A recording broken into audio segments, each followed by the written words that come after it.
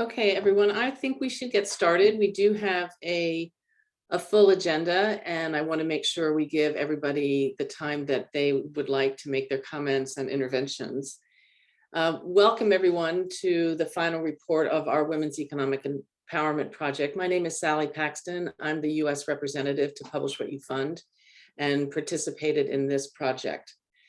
Today, we're going to look at the final recommendations and findings of our Global Transparency Report, which is focused on the data issues and the limitations that we encountered in the course of our research, and are going to put forth our recommendations that we have put to donors and to donor platforms. We have with us today a wide range of stakeholders, which is great. And we want to use this time to share what we have learned and to discuss how we can move forward towards better publication of data to help underpin better outcomes.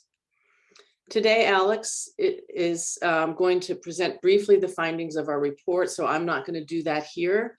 Instead, I want to just focus for a moment on why timely, accessible, and transparent funding, particularly to local stakeholders, is so critical to we. One, we want to ensure that we projects meet the goals of local stakeholders and that funders are cognizant of and accountable to local needs. We want to improve the coordination among funders, helping to avoid duplication and identifying the gaps in funding. Third, we want to improve decision-making and collaboration among key stakeholders to ensure funding goes to those needs that have been prioritized. And finally, learnings. We really want to contribute to learnings of what works to advance we, so that we are making the most catalytic investments that we can. Now, just a word on the structure of today's event. After Alex's short presentation on our report, we're going to hear from Dr. Dirasu from the Policy Innovation Center in Nigeria to give her perspectives on the need for transparent funding. Following that, we're going to have a roundtable discussion. As I said before, we have a great cross-section of folks who are very familiar with these issues to provide some brief interventions on our 4 recommendations that we are discussing today. And those 4 recommendations center around the gender marker, evaluations and results, project level information, and engagement around data, particularly at the local level. We'd also like to hear from all participants. Feel free to put your questions in the chat box and comments in the chat box. Raise your hand if you'd like to speak. And if we call on you, we just ask that you identify yourself, your name, and your organization if you have one. It also would be helpful for everybody if you could rename yourself and put your name and organization in your Zoom box. And we encourage you to keep your video on during the discussion, but please mute your audio when you're not speaking. And then just finally, to make everybody fully aware that we are recording this Zoom call, this webinar, and we'll be posting it on our website following the event. So with that, I'm going to turn it over to Alex Farley-Chiwanuka, who is our project, managed this project from beginning to end. Alex? Thanks so much, Sally. Can you see my slides okay? Yes. Yeah, great. Okay, thank you so much. And it's so lovely to see so many familiar faces. As Sally mentioned, I'm going to keep it brief today, but I'm just going to start off with a bit of a recap on what the project was that we've been working on. So in October 2020, with support from the Bill and Melinda Gates Foundation, we initiated a project to track international funding to women's economic empowerment, including unpaid care, women's financial inclusion, and women's empowerment collectives, as well as to assess gender integration among donors. We partnered with the International Center for Research on Women to develop our methodology, and we also had the support of a range of stakeholders in the form of a global advisory committee and 6 country advisory committees. And our project had 3 main objectives. The first was to produce new and granular evidence on where funding was going for women's economic empowerment. And we did that looking at international funding to 3 countries, Kenya, Nigeria, and Bangladesh. But we also partnered with public expenditure experts to conduct a similar analysis looking at national funding in 6 countries as well. The second objective was to produce step-by-step guides for tracking funding to women's economic empowerment and women's financial inclusion that can be used by others to replicate this research and to hold government and funders accountable. And finally, as a transparency organization, our aim was to also use this exercise to determine the state of transparency for international funding to women's economic empowerment, where the data gaps limited our analysis, and to provide recommendations for how funders can improve this. So today, with the launch of our new report, Improving Funding Transparency for Women's Economic Empowerment, it's really on that final third objective that we're focusing. For those who may not be so familiar with the study, I just wanted to make you aware of a few points. So that is that we tried to map as complete a picture of international funding as we could with this study, using project level data that donors published to centralized reporting platforms. We used two publicly available data sources for the research. That was the International Aid Transparency Initiative, or IATI standard, as well as the OECD DAC Creditor Reporting System, or CRS. We did also use two other sources that were not publicly available. So that is data from Candid, as well as data from the Consultative Group to Assist the Poor, or CGAP Funder Survey. We combined these four data sources into single country data sets to help us track funding from bilateral and multilateral institutions, development finance institutions, and women's funds. And in terms of funding instruments, we looked at both grant funding and non-grant funding. And by non-grant funding, they were including things like loans, guarantees, equity. Given today's focus on data and transparency, we don't want to spend too much time talking about the actual findings, although these are all available on our website in the form of country reports, and we'll be sure to share that link again with everyone. But I did want to just give a bit of a sense of what types of analysis were possible at a country level using these data sources. So through this research, we were able to identify trends in funding for women's economic empowerment, as well as which aspects of women's economic empowerment received funding. We also focused on whether donors were investing in women's economic empowerment as a primary objective or integrating it into broader development programs. We identified top grant and non-grant funders in Kenya, Nigeria, and Bangladesh. And we also used key search terms to identify which groups of women donors most often cited in their reporting, to try and get a sense of which segments of women were being prioritized and for which types of interventions. And we also used a combination of the OECD gender policy marker and gender search terms to disaggregate our finding wherever possible. That being said, the main challenges we faced over the course of our research related largely to the consistency and quality of reported data, and these fell into two main buckets. The first was differing reporting of the OECD gender equality policy marker, and the second was incomplete, poor, or inconsistent data. So the first area we wanted to discuss was the gender policy markers. Gender policy markers are really critical because they provide information on how donors intend to support gender equality and women's empowerment. During our research, we experienced cases of differing reporting of the OECD gender marker across platforms. Typically, this meant that funders were using the gender equality policy marker in their CRS reporting, their OECD CRS reporting, due to the OECD requirement to screen all aid, but less often reporting it to the IATI standard. In terms of the raw data we used, this meant that 72% of IATI projects had not been assigned a gender marker score, while only 17% of OECD CRS projects had no score. The difference in reporting of the policy marker between CRS and IATI data is critical to address because it means that researchers face a choice between using timely data from IATI compared to CRS data. CRS data is at least 11 months old by the time of publication due to the compilation and validation processes it goes through. And by comparison, IATI data tends to be updated by most donors at least on a monthly basis. We heard repeatedly throughout this project that timely data is really crucial for stakeholders looking to understand where funding is going and where the key gaps are for the purposes of informing policy, for advocacy, and for coordinating resources. The second challenge we identified when it came to using the markers was that it was often unclear as to why a women's economic empowerment project had been given a particular gender marker score. The minimum criteria set out by the OECD for projects scored as targeting gender equality, either through a significant or principal marker, requires that funders demonstrate how a gender analysis at the design stage, informed program design, and a do no harm approach but also explicit gender equality objectives and indicators, and a commitment to monitor and report on gender equality results of the project.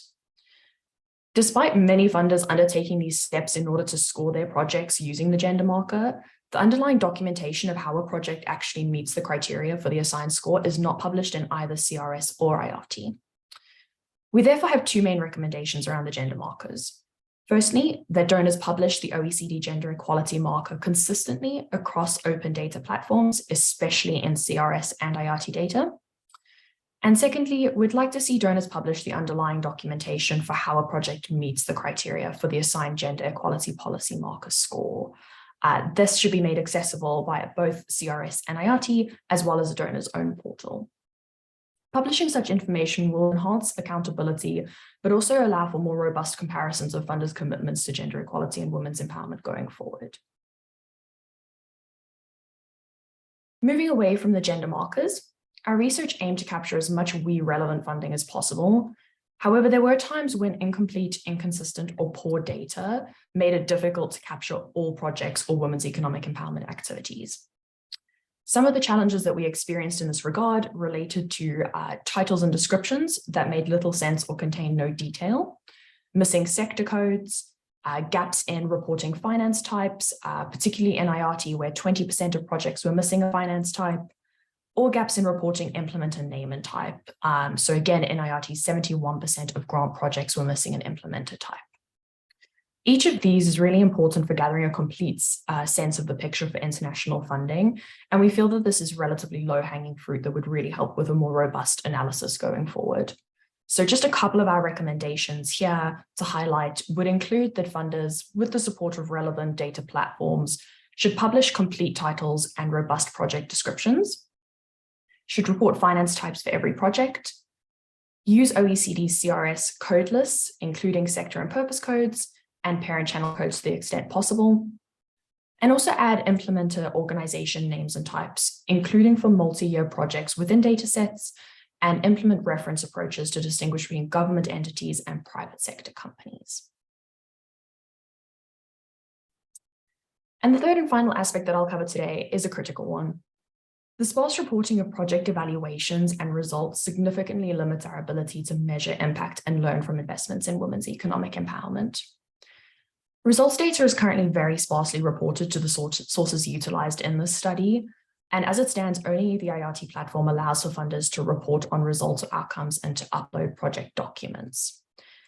As part of our analysis, we sampled Women's Empowerment Collective projects in all 3 countries to determine which of the results information funders published.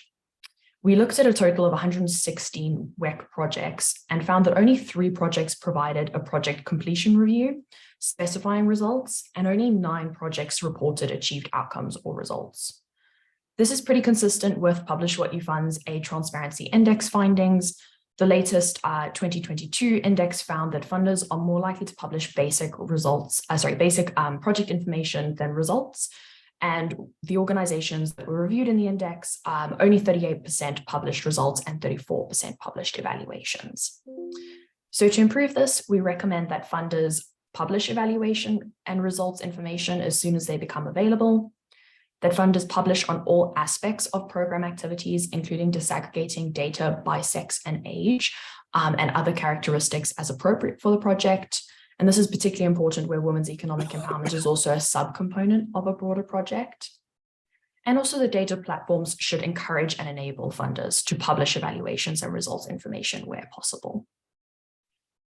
Our reports go into a lot more detail in each of these sections and the recommendations, but I hope this has given a bit of a sense of the type of analysis that is possible, as well as some of the areas that need to be addressed for a more robust analysis going forward.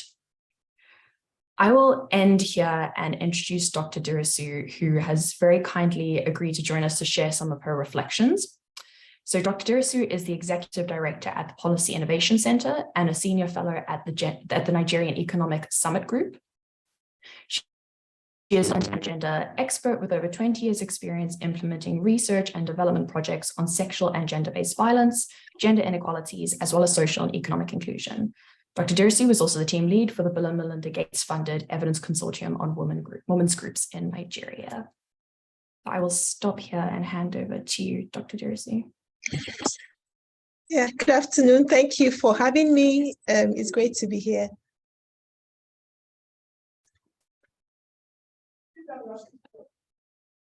Okay, can I go ahead? Yes, please go ahead. Okay, thank you. So I will just speak briefly for a couple of minutes on just 3 points.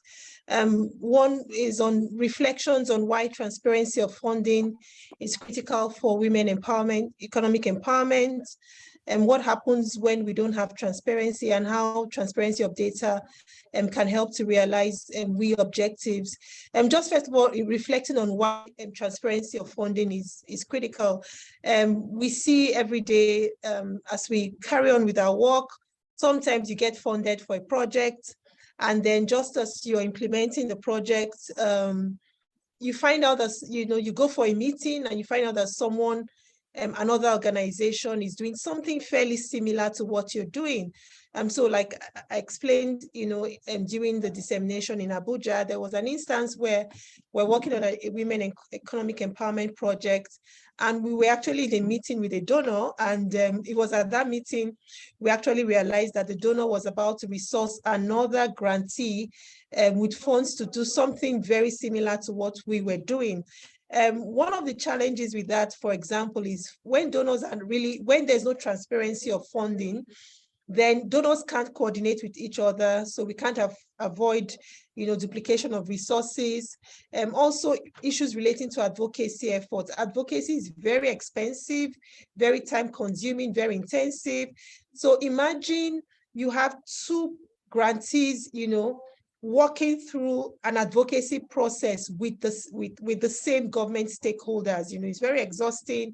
The government stakeholders will get tired. And a lot of times, from my experience, the government stakeholders sometimes don't even notice. So what are you here to do? Or we want to do something in 3-4 states, so they walk through that process with you without realizing that they have just walked through the same process with another grantee.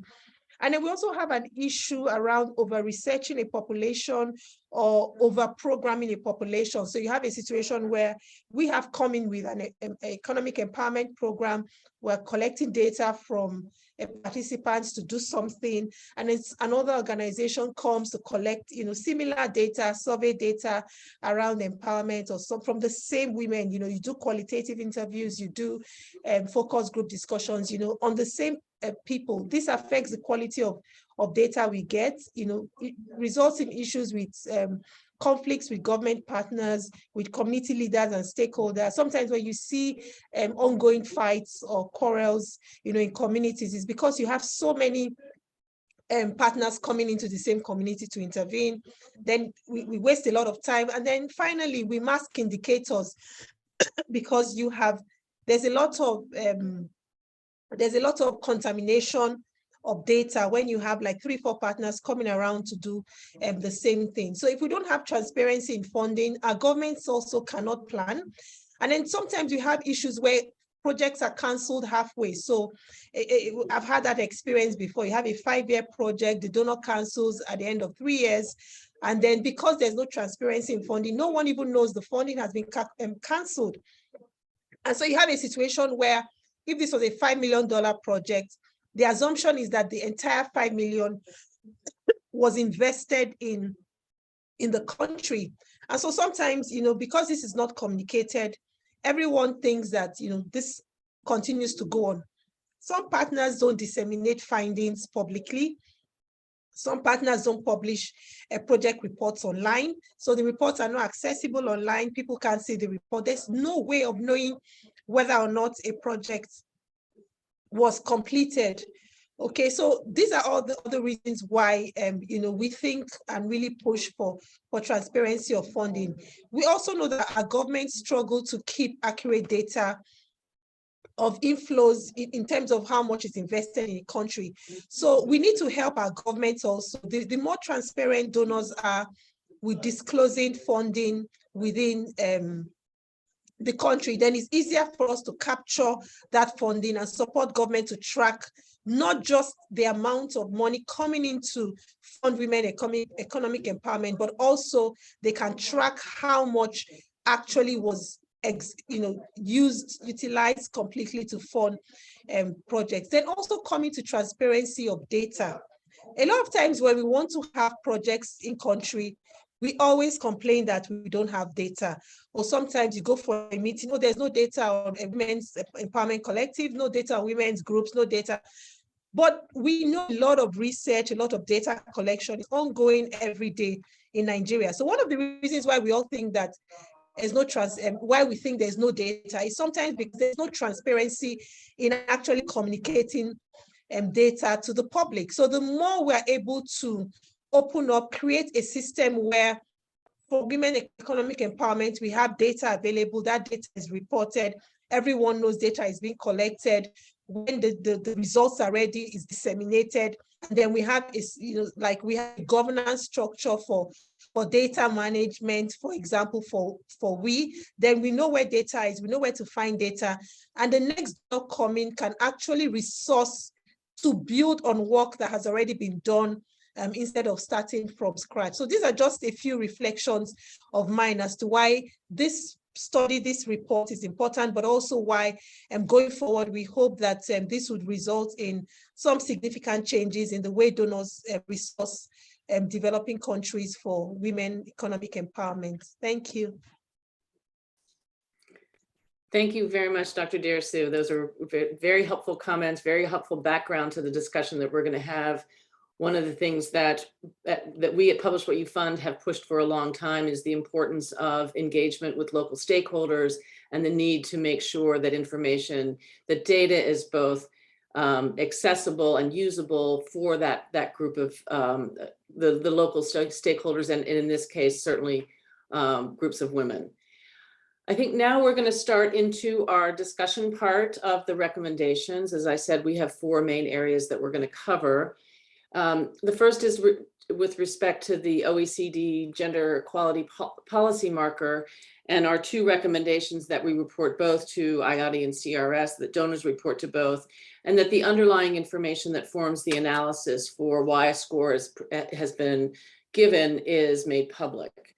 We are focusing here on OECD DAC and IATI as the 2 big open data sources. They both have their strengths. IATI is more timely, it's generally more granular, and we found in our research that timely information, particularly given the onset of COVID, was a particularly critical issue. But OECD also has the validation process that underpins its data. I'm going to first turn to Megan O'Donnell. Megan is the Assistant Director of Gender Programs and a Policy Fellow at the Center for Global Development and has spent lots of time on these issues. So Megan, I just wanted to kick you off with a question about what are your thoughts with respect to the importance of publishing to both of these open data sources, and also the importance of the underlying gender analysis being made public and shared with stakeholders. So Megan, over to you. Thanks, Sally and Alex and team. Great to be with you for this very exciting conversation. Congratulations on getting this far. I know it's been a really heavy lift doing all of this great work in country and globally. So I think, Alex, you already did a fantastic job as you were presenting, sharing the reasons for harnessing IATI as a platform in addition to the DAC CRS system. And I think a lot of that comes down to timeliness. So I'm not sure I have too much to say on that particular point, other than I agree with you. And I think it would be fantastic to make sure that donor agencies going forward have what they need to be able to click 1 button or 2 very quickly to make that process sort of automated and more streamlined going forward. So I'll focus most of my thoughts on the second piece, Sally, that you flagged, and that's around sort of the documentation, the underlying proof of what constitutes, a principal or a significant project according to those 1s and 2s, those different markers. I think first, to say just a bit more on why this is particularly important. I think those of us who've been working in this space for a while realize that donors have very different interpretations of what rises to meet the bar of a 1 or a 2 as a marker. myself and other researchers as well, Aria Grabowski, who used to be at Oxfam and is now at ICRW, she did a study a few years back that did a deep dive into a lot of these projects that now Alex and team have also become intimately familiar with, and found that there was a really different interpretation of what counted as a gender analysis or gender implementation or results frameworks from donor to donor. In some ways that at times exaggerated, how gender focused a project was, but also at times in ways that didn't give sufficient credit to that donor agency for doing a lot of good work on gender where they weren't documenting it, right? Where they weren't being as transparent. And I think, we say in other realms of development, when we talk about transparency and accountability, that self-reporting is not sufficient, right? We need external validation mechanisms. We need researchers and advocates sitting outside of a donor agency to be able to have access to that data, review it independently, and ensure that sort of what the donor representatives are saying is truthful and accurate. We have models that we could emulate, as applied to gender data going forward. So one of the ones that I've been intrigued by for several years now is the Open Government Partnership, which has their independent review mechanism so that when a government makes a commitment, there is a team of folks in country reviewing those commitments, asking for the underlying documentation to make sure that those commitments have been implemented and followed through on. Even within the OECD sort of DAC world itself, they have peer reviews occasionally on different topics like climate, like fragility. And isn't that maybe the lowest hanging fruit that we could get started with to say, hey, we want to know, what constitutes a 1 and 2 according to a range of different donor partners. Could we launch a gender-focused peer review to interrogate that a little bit and have it flow through the DAC GenderNet team themselves, perhaps? So I'll stop there on that particular recommendation, but looking forward to hearing others' thoughts. Great, thank you, Megan.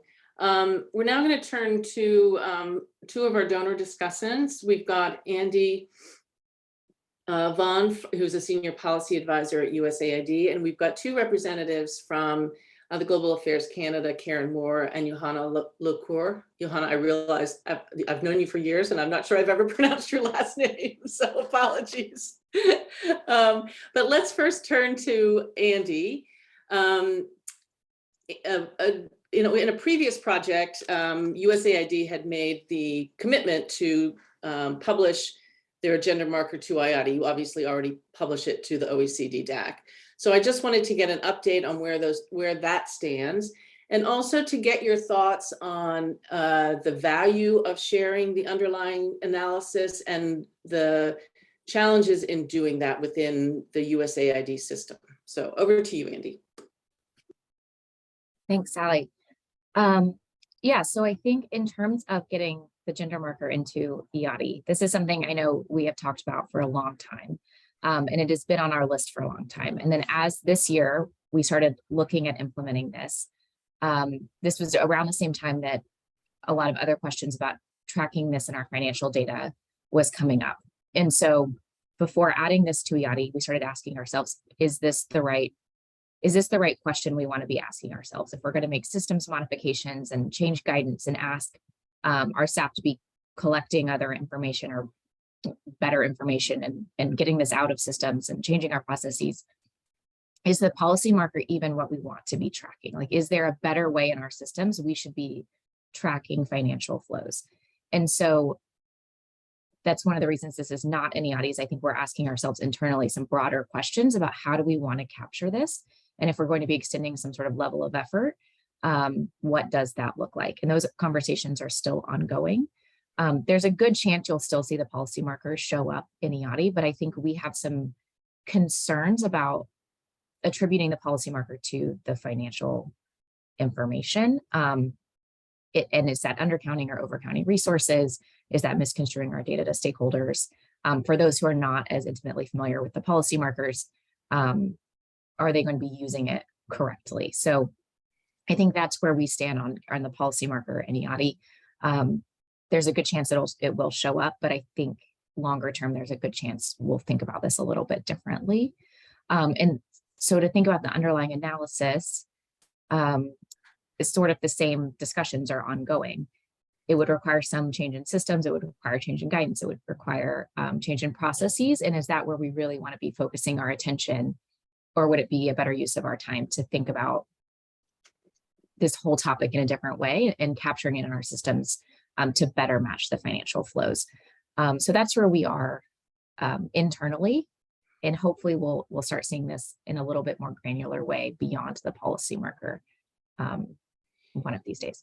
Yeah, and Andy, just a follow up from your perspective, and I know this is still a subject of quite a discussion within USAID, and it's interesting to hear that you're trying to figure out, is this the right vehicle to attach all of this if you're going to do a systems change? I guess a question about the value of sharing the underlying gender analysis with others so that other donors can know what is intended, other stakeholders can know what's intended. Understanding there are challenges, process challenges that you clearly need to work through, but just going to the question of the value of that information being shared beyond USAID.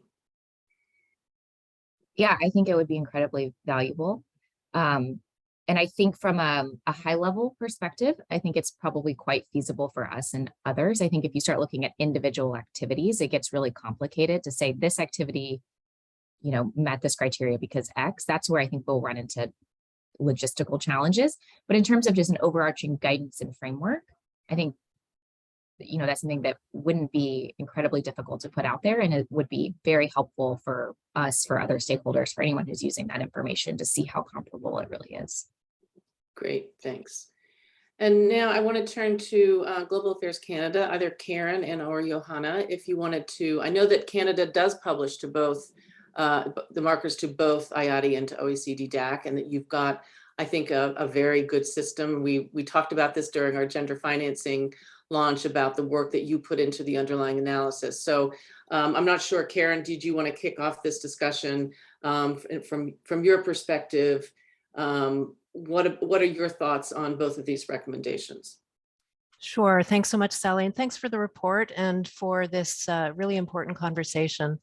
I think the first thing to note is really that, you know, maybe to jump ahead in the conversation a bit, that Global Affairs Canada really strongly supports publishing clear and detailed project descriptions, which include succinct summaries of main activities, target groups, and expected outcomes.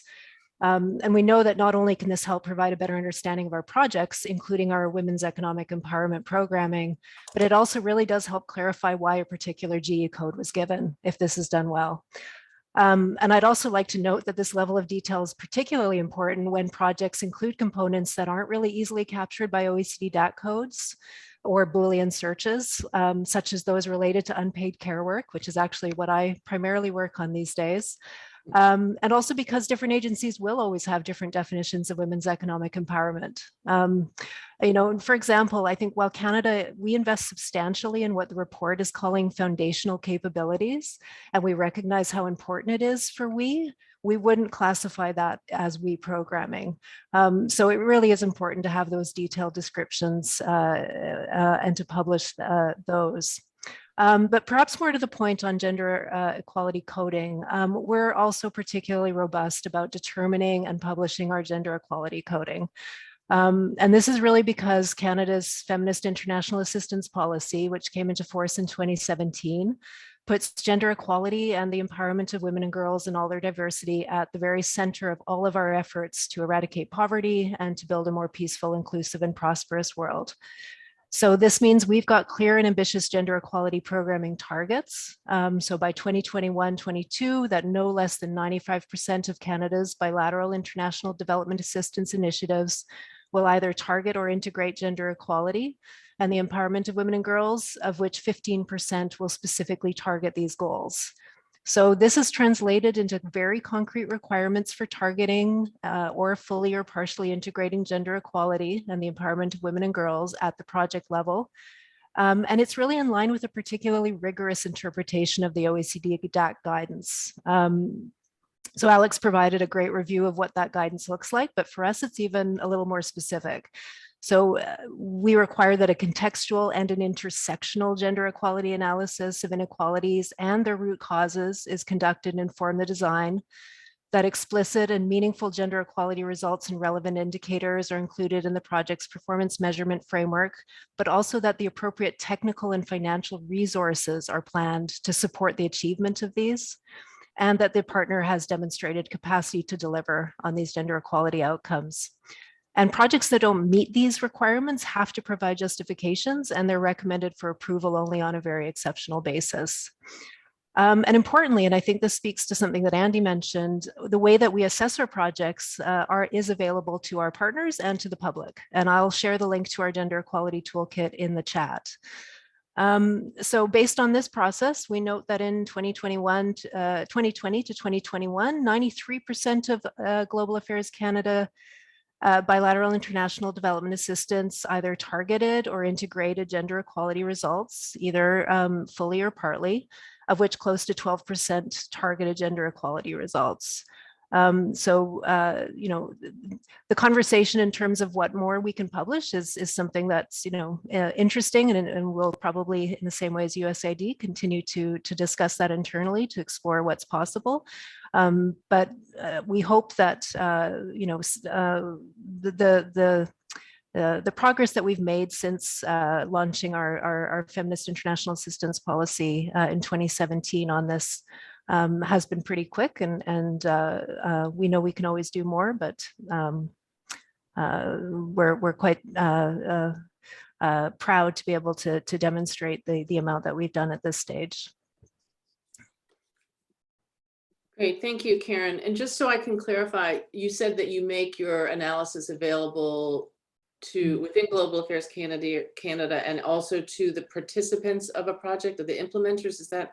I just wanted to make sure I got that correct. So not the analysis itself, but the ways, the criteria on which we make our analysis. So that those criteria are made public to anybody who would like to see those, and I'll put that in the chat.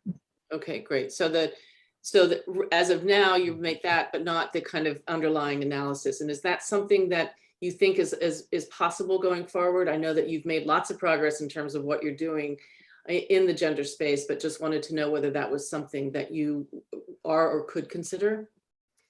Again, I think that's something that, you know, is you know, part of broader conversations on the way that we transform our processes and systems, and it's certainly something that is interesting to consider. But at this stage, it's not something that we're doing at the moment. Great, and just wanted to encourage others. I know we have a couple of other donors on the call. We also have somebody here from IADI. So to the extent that there are issues or requests or discussions around the platform itself, whether the platform has could make changes to make some of this information easier to publicize, happy to have those kind of comments as well. Are there any? I'm not seeing any other. Oh, hold on. Let me just make sure I'm going down far enough in the chat box. Thanks, Karen, for sharing those things. And we've got a question from, let's see, Shravda, did you want to raise your question? Or just she's got it in the chat box. Nice to hear from the experts, from donors. Is there any? You go ahead. Ask your question. You'll do it better than I can. Okay, this is Shubha Chaudhary from Rajshahi University, Bangladesh. So recently, actually last year, I have written a book on gender responsive budgeting, and this is actually a qualitative analysis. And when I have been included in this project work, so there are some difficulties in understanding what this project is going to do. But now, thanks to the team Publish What You Found, that some concrete recommendation and findings are here before us.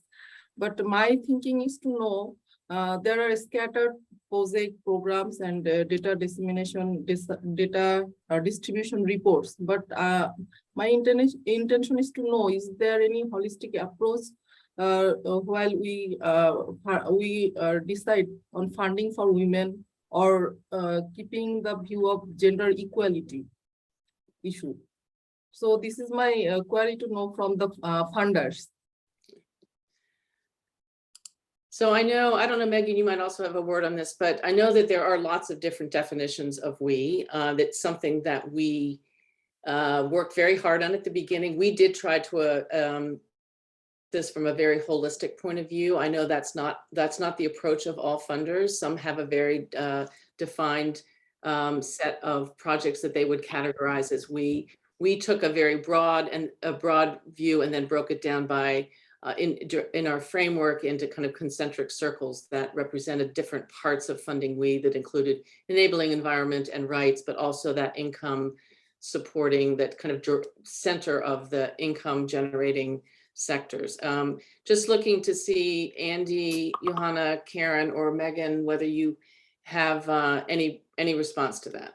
And then I think we'll move on to our next recommendation.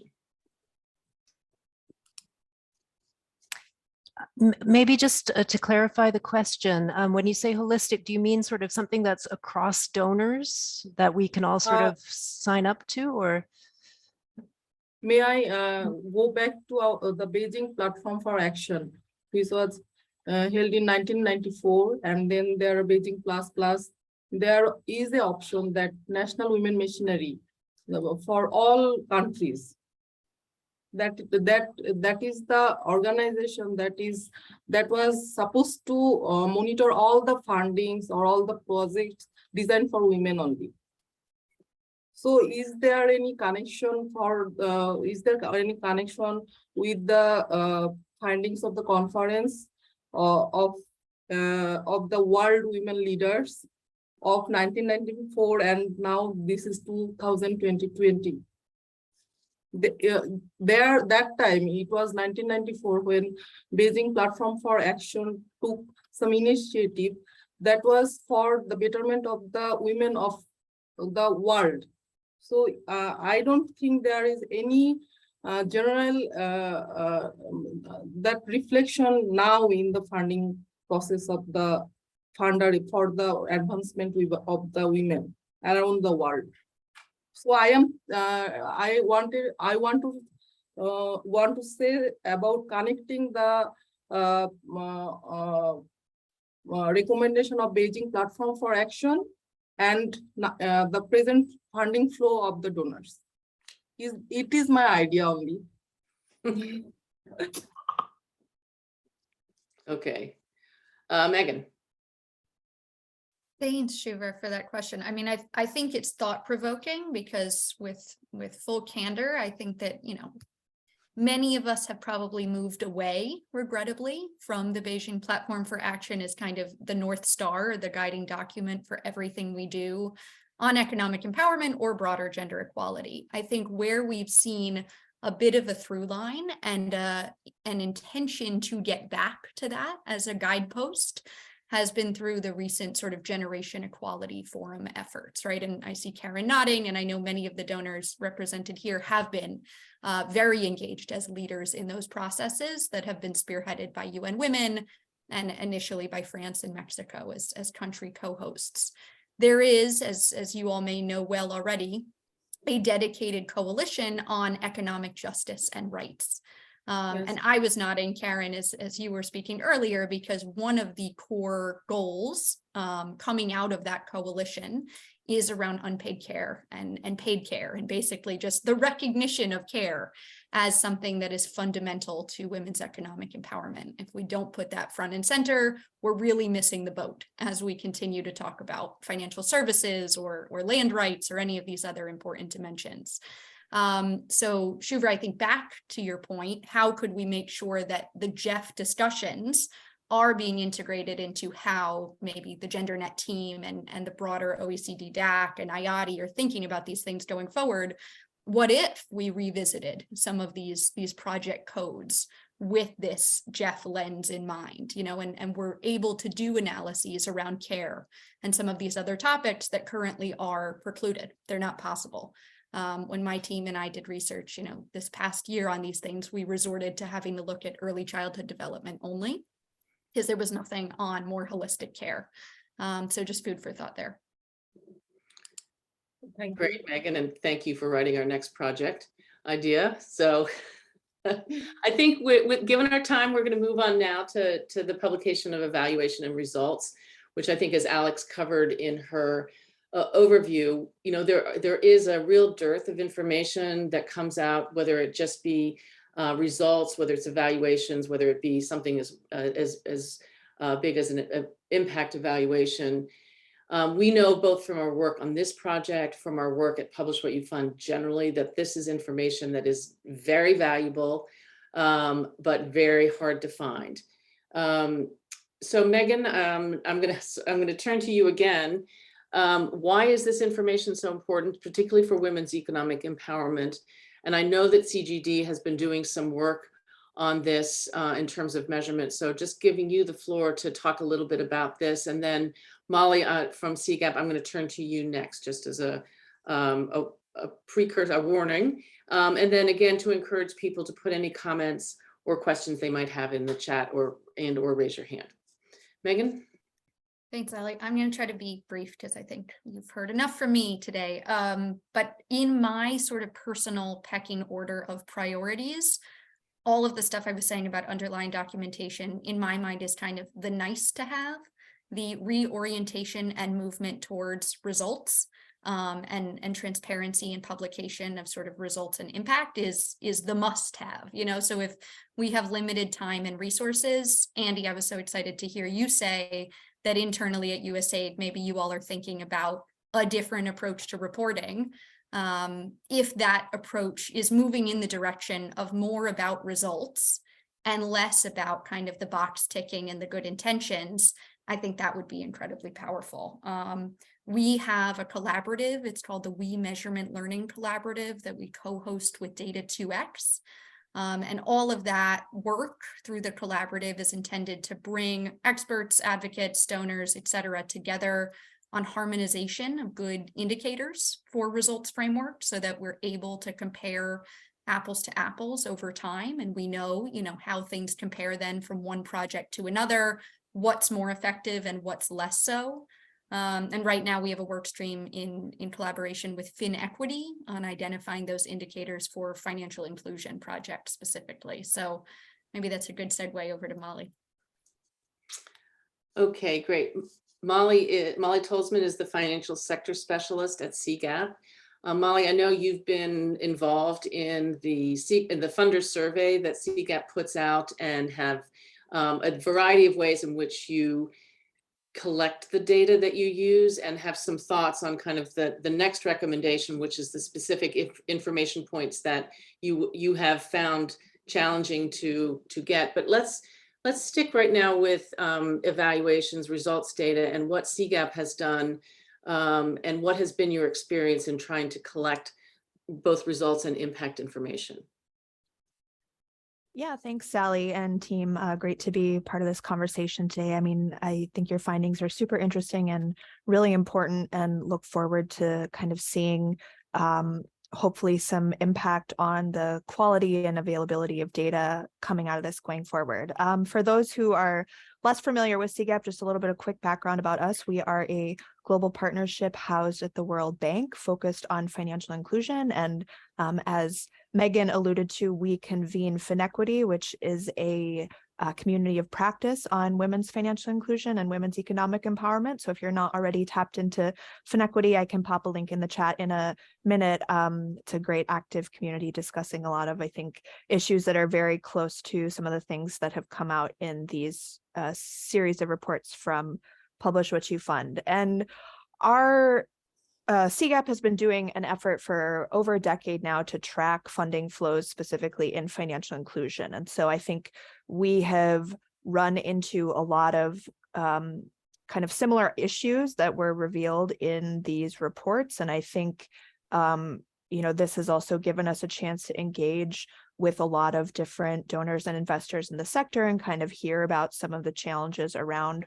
reporting, around data, around, you know, kind of internal practices in reporting information. And I think specifically the impact point is something that has come up very strongly for us in the past couple of years in particular. I mean, I think we're sensing a real hunger for more information in this area. It's kind of every conversation, I feel like these days, you hardly get out of it without someone sort of raising the impact question and wondering how we can get more and better data in that regard. And I think it's super important. I think from kind of a practical standpoint, you know, it would be great to see these platforms as sort of a one-stop shop where you're able to get kind of that moment in time funding information, but also some of the impact kind of all tied together, and be able to really understand what types of interventions are having what types of impact.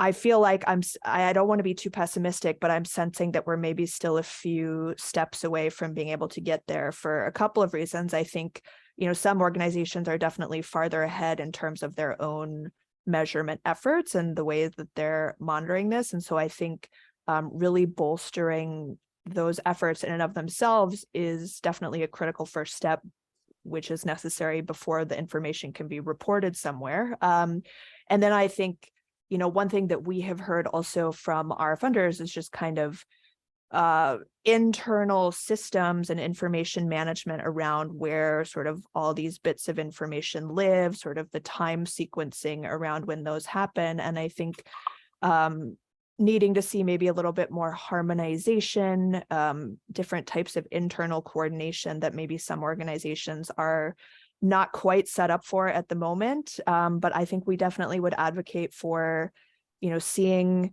more of that in the future. I think organizations that are already doing this well, it would be great to hear more from them and see if we're able to kind of foster some more exchange amongst different donors in the community to kind of learn from good practices, identify common challenges, and, you know, ultimately contribute to these higher objectives of getting better data that can then be used and take action upon that. So.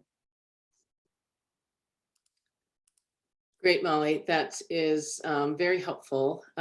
We do know that this is, I mean, part of the reason this is hard information to publicize is it's, you know, there's no one quick way to get this information gathered, collected, analyzed, and published. So we understand it's a steep hill to climb, but also if we're going to really follow, if we're going to really make the most of our investments, we need to be sure that we understand what works and what doesn't work.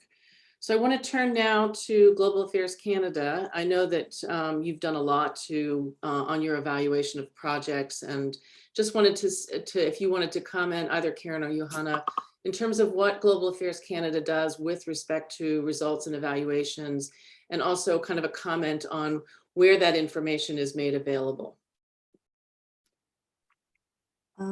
Thank you. And thank you for this report and for all of this work in the last couple of years on this topic. It's been really, really interesting to see the results coming out. And I could just take the last couple of sentences from Molly. I could just take that really and repeat it. That's exactly the situation and the experience at Global Affairs. I think in a nutshell, our systems were built for different purposes and not with transparency in mind. They were built to know who we give money to for what and when the money is coming out and planning the next year and the year after and kind of things, and not for gathering data on the results of project, and definitely not to actually then publish it.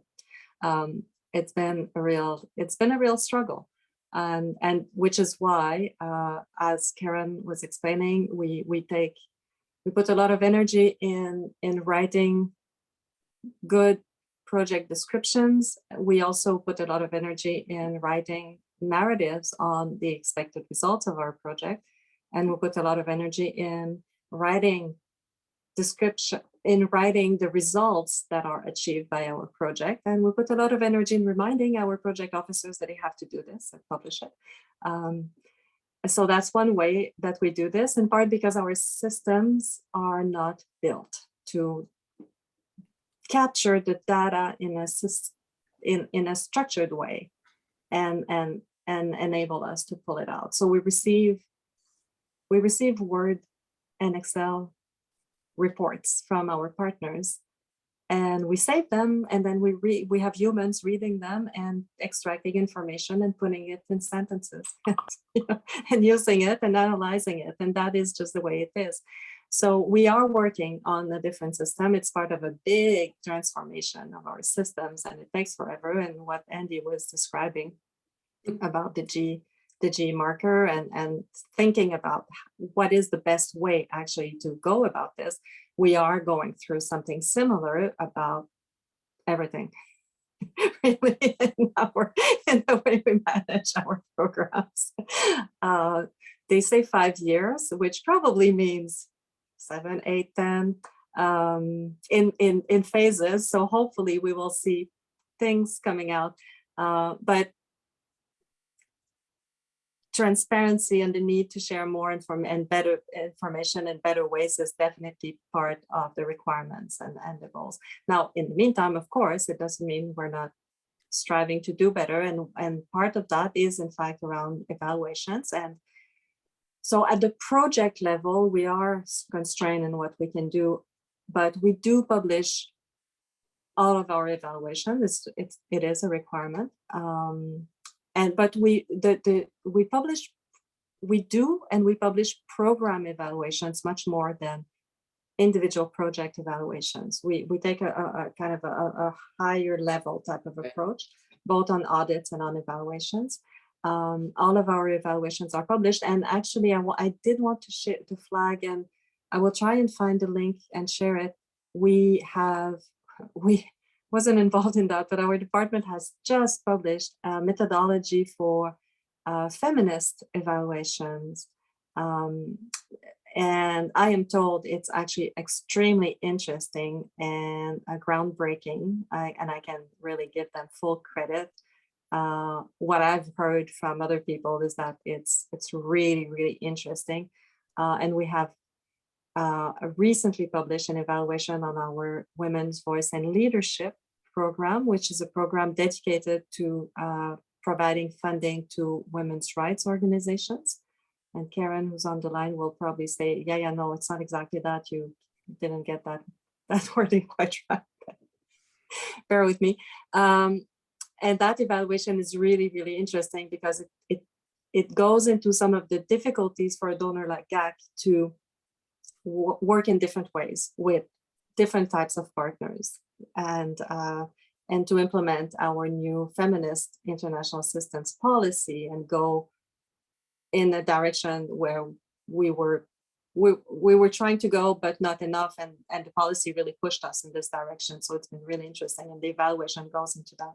So all this to say, we share our results and the impact, and we look at it, but beyond project level. And I have been trying to find ways to perhaps more directly link, say that these projects are the ones that are covered by this evaluation, or this evaluation speaks to these programs, and these are the projects that are covered. And I haven't been able to find ways yet to attach the data in this way to make it a bit easier. And yeah, there are all kinds of constraints in our systems to do that, but we are trying to kind of at policy level, at principle, we are very much open to sharing more information, but there are those real constraints from. I joined the department in '98, and I believe we pretty much had the system that we have today. Like this is how long these things exist. Yeah. Thank you, Johanna. Andy, anything to add from USAID's perspective? I know you put out a lot of evaluations, but probably have some of the same issues. We do, yeah. Actually, Johanna, that very much resonated with me. I think the systems constraints are extremely challenging. We do publish all the evaluations that are publicly available. They do get they're publicly available on our Development Experience Clearinghouse website, and then we pull from the back end of that and link into EADI. So to the extent they're publicly available, they're also published to EADI. But then when we're thinking about results, we are also in the middle of a rollout of a new project management system. And I think results will be one of the last components of this system in terms of how we're actually able to pull results out of that system and publish it.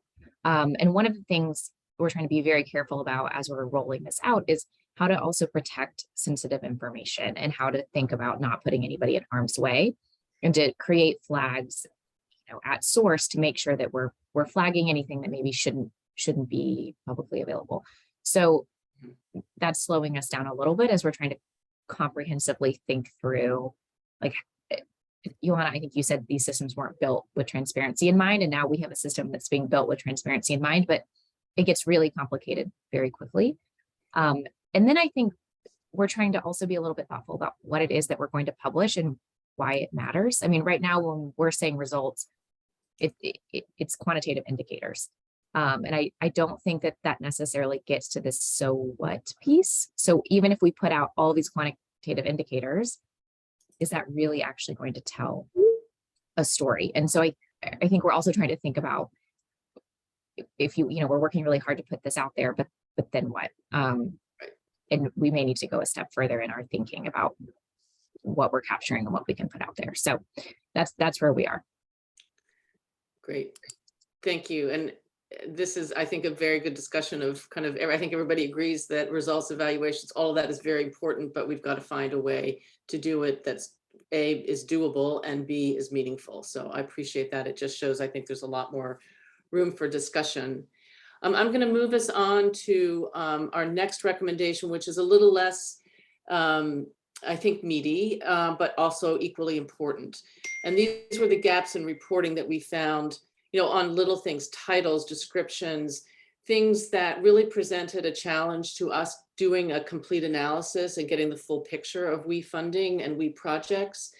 We kind of think that doing some of these things like robust titles and project descriptions and some of the filling and implementation fields should be low-hanging fruit. This is not particularly complicated. So we'd love to, kind of bring attention to that as an issue that we think is quite solvable. I'm interested to hear from others about their experience, and I'm going to turn to Molly. I know that you've talked a little bit about the funders survey, but some of the issues that you ran into and along these lines of some of these fields not being filled in. I know you get information directly from funders, but you're also in the process of trying to look at these open databases to fill in the picture for the funders survey. So maybe if you could just highlight some of the specific challenges that you face, in particular, because you deal a lot with development finance institutions, and they tend to be, we know this from our research, more opaque in terms of their project level information. So just wanted to turn it over to you for a few comments. Yeah, thanks, Sally. I mean, totally agree. I would love to see greater consistency and quality of text kind of being input into some of these seemingly very basic fields. I understand that what seems like it might be a low-hanging fruit isn't always, in part for some of the kind of systems related reasons that Johanna and Andy, that you both kind of alluded to, just in terms of how information is stored internally and, kind of how easy that is to sometimes extract out. I mean, I think different organizations also have different practices around how they tend to title things, or, what type of file includes descriptive information and what does not. So, I mean, just to kind of very much empathize that I think getting better information in those fields is super important. For our survey, we have historically relied on data that's directly submitted to us, kind of via a template, a portfolio reporting template that we have developed and refined over time. And we would love to be able to shift more fully into relying on data from IADI or some of these other platforms that are out there. And we have thus far found that really challenging, in part because, it's a little bit different for us because we're focusing specifically on financial inclusion, which adds, an additional layer of how do you identify financial inclusion programming when there's a lot of different kind of terms and things that could signal that. But I think, project titles, recipient names, kind of whatever gets in that first paragraph of a high level project description is very important, I think, to signaling priorities and signaling, you know, the real core of a project. On the DFI angle specifically, I mean, I definitely, in our experience, we have found that sort of, I would say the more commercial the funding, the less data is available or the less willingness there is sometimes to share the data. And, you know, certainly some very good reasons for that around confidentiality and various data privacy reasons, investment, you know, kind of privacy. But I think particularly as we're seeing, you know, more blended finance operations, more interest in understanding, you know, what's needed to crowd in more private funding, on having that transparency across all different types of funders, all different types of funding that is happening in the ecosystem is becoming ever more important to really understand the full spectrum of activities and how, you know, different types of capital can be the most catalytic and the most impactful. We know a lot of donors are operating with very scarce resources, and so really being able to see that full picture is very important. And so, you know, I think while recognizing that there are various, you know, security, confidentiality, et cetera, reasons that sometimes get in the way of publishing good information, I definitely would encourage, you know, us all to continue having that conversation about how can, you know, at least a certain level of data be shared and be aggregated in a consistent manner in some of these platforms so that it can be used by those who are really looking to understand a picture of what's going on in a lot of these markets.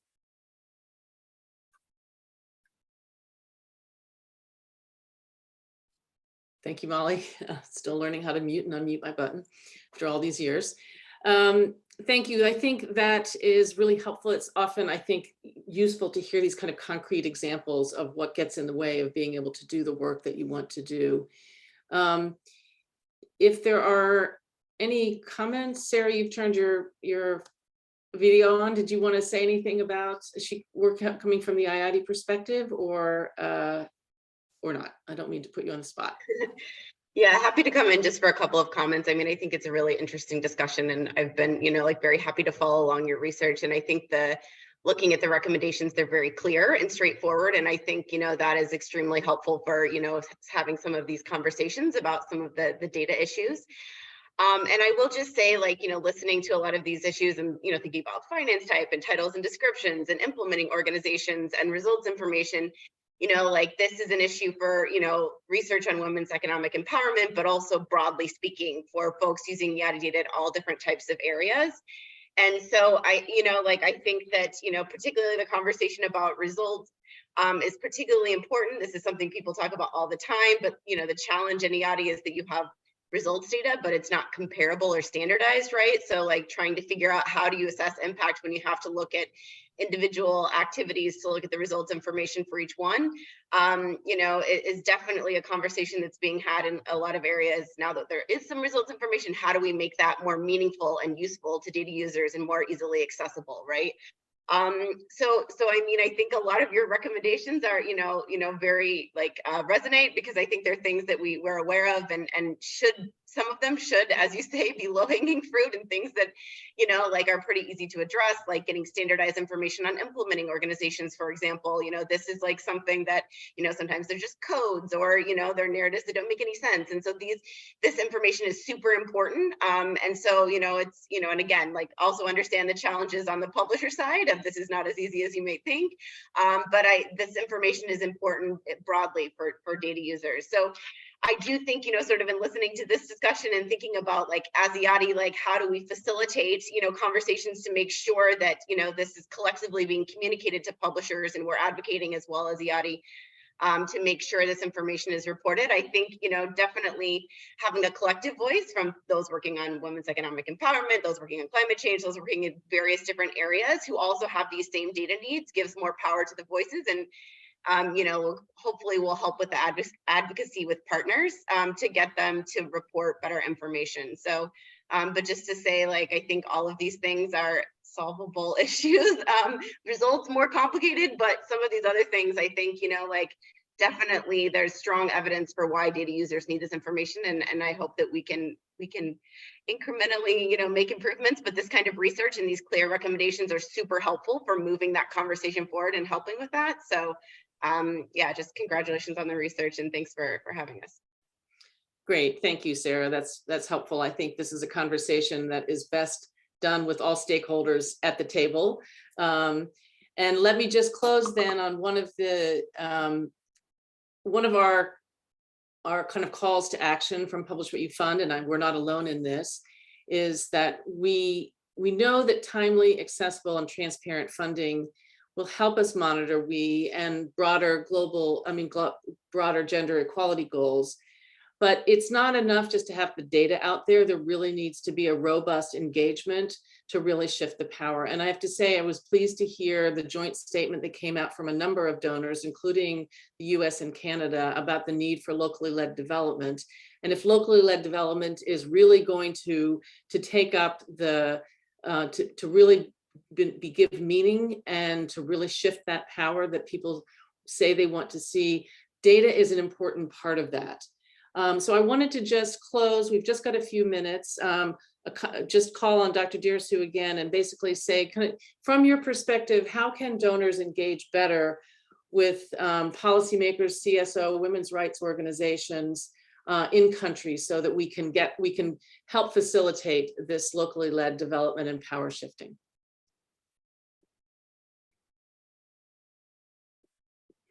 Dr. Dearsu, are you still with us?